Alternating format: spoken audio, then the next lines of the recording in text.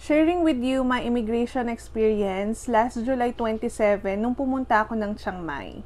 So for context, I'm a travel agent and yung last international trip ko is 5 to 6 years ago pa ata sa Japan.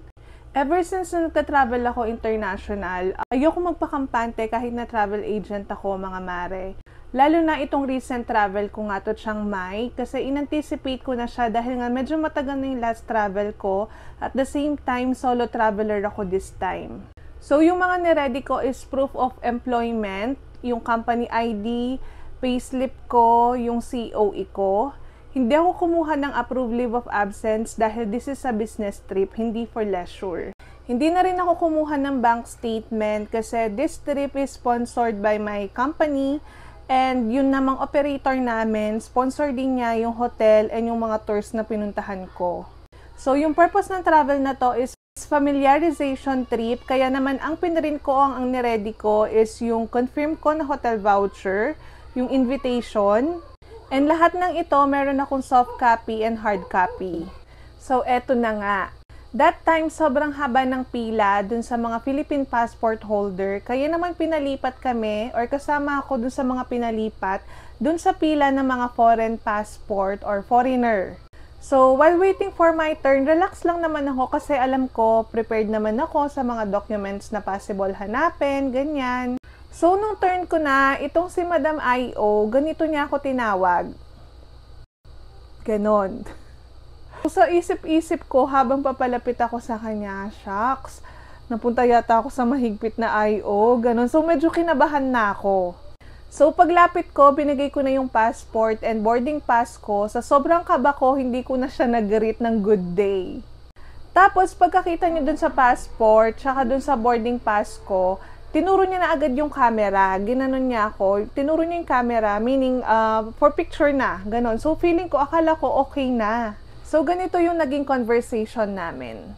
Anong gagawin sa Chiang Mai? Fam tour po. Anong fam tour? Kasama mo yung family mo? Family tour ba to? Hindi po, bali familiarization trip po siya. Asan yung invitation? Eto po. Gano'n nakatagal tong company na to? December 14, 2015 po. And gano'n ka nakatagal sa company na to? The same date po. Asan yung company ID mo tsaka COE? Eto po. Travel consultant, buti ikaw yung mag-a-attend. Hindi ba dapat yung mga travel agent? Actually, pareho lang naman po yung travel consultant and travel agent. And kami po kasi yung nagbebenta ng mga packages, kaya ako po yung mag-a-attend for us to experience yung pinaka-tour and makita po namin yung hotel na binibenta namin. Ang tagal na tong Chiang Mai na to, buti ngayon nyo lang ino-offer. Recently lang po kasi nag-open ng flight or direct flight sa Cebu Pacific going to Chiang Mai. Before po kasi kailangan nyo pang mag-take ng domestic flight from Bangkok. Asan yung mga kasama mo? Isa lang kayo per agency ang representative? Yes po, isa lang po per agency ang representative. And eto po yung mga kasama ko. O, ibaba mo yung cellphone mo. Hindi po, nandito po kasi yung mga list ng mga kasama kong agency.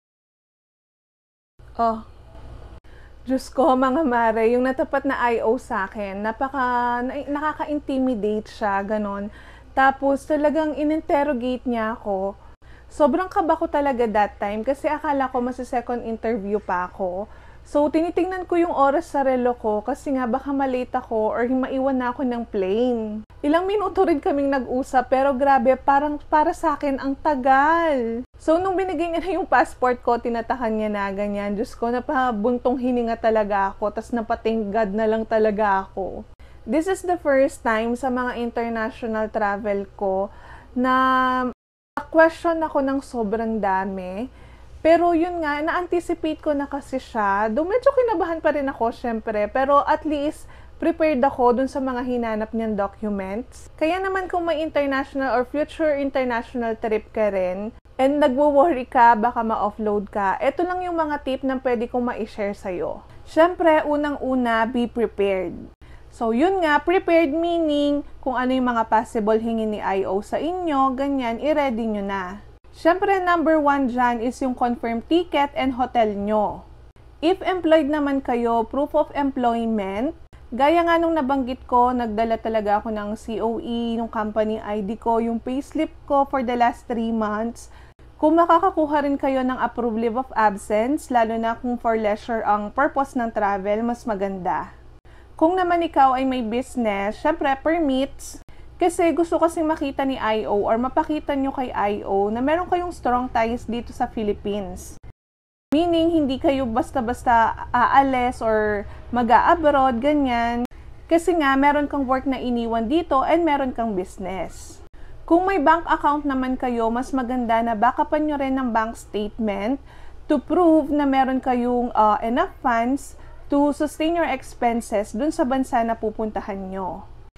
And then, during the interview eye to eye sa immigration officer, pag tinatanong nila kayo, and then, yung mga sagot dapat is straight to the point lang. Kung answerable ba yes or no lang yan, yes or no lang dapat ang isasagot mo. Unless, itanong ka niya or ipag-explain ka niya talaga.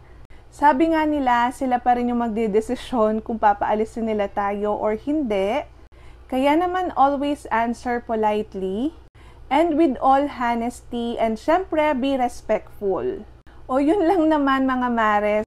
Tapos na tayo sa immigration, choo-choo. So, sa mga next video ko, ipapakita ko na kung ano yung mga pinuntahan namin sa Chiang Rai and Chiang Mai. Kaya naman, don't forget to follow or subscribe. Bye!